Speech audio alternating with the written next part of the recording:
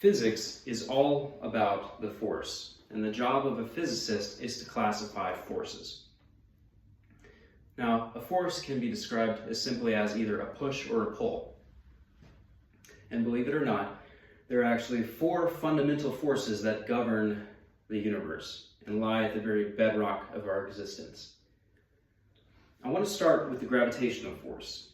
It's my favorite force, and it's also really one of the most interesting because we know the least about it. I have it labeled here as the runt of the forces because it is the weakest of the forces. It doesn't do very well over long distances, and you need a lot of mass to make it noticeable. It's captured the interest of scientists over the centuries. Isaac Newton was obsessed with it. Einstein built his magnum opus general theory of relativity around it, which described space-time and how it bends. It even produced unusual things like black holes, which basically say that there are points in the universe where gravity is so intense and so strong that not even light can escape out of it. Very unusual. And it's the force that we don't have a very clear, complete theory on. It's still being developed and produced. The next force is the electromagnetic force. Now, the electromagnetic force, as I like to call it, is a show-off force. And I mean that quite literally. It's responsible for light and matter. Without the electromagnetic force, everyday things in our lives would not be possible. It's responsible for some of the sub-tiers of forces like tension, the normal force, which allows us to walk around, and friction. Without those things, life would be impossible. So neither could we see, we couldn't even walk around or have movement.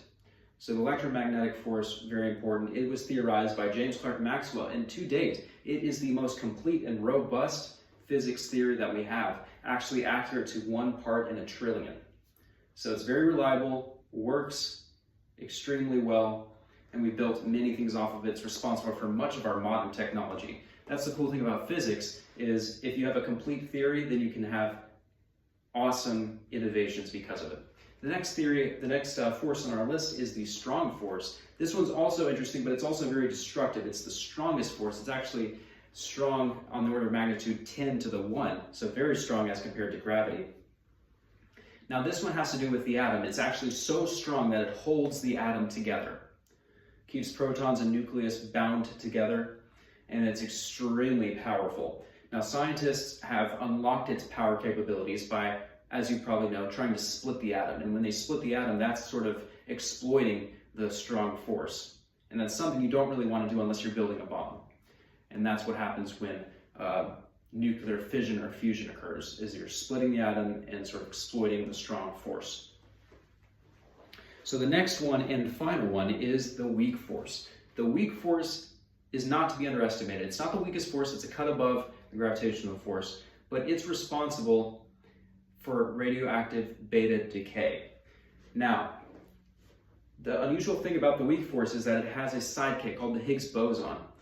And before it was discovered, the Higgs boson was theorized to be the God particle because it was theorized that if it was discovered, it would produce a theory of everything. Well, that's not completely true. It's just true that it works alongside the weak force and is responsible for some of the bedrock of matter and antimatter, which is still not completely understood. So if one was at the bedrock of everything, the strong and the weak force work hand in hand as some of the most fundamental of the fundamental forces. And so that is a summary of the 4 fundamental forces. May the forces be with you.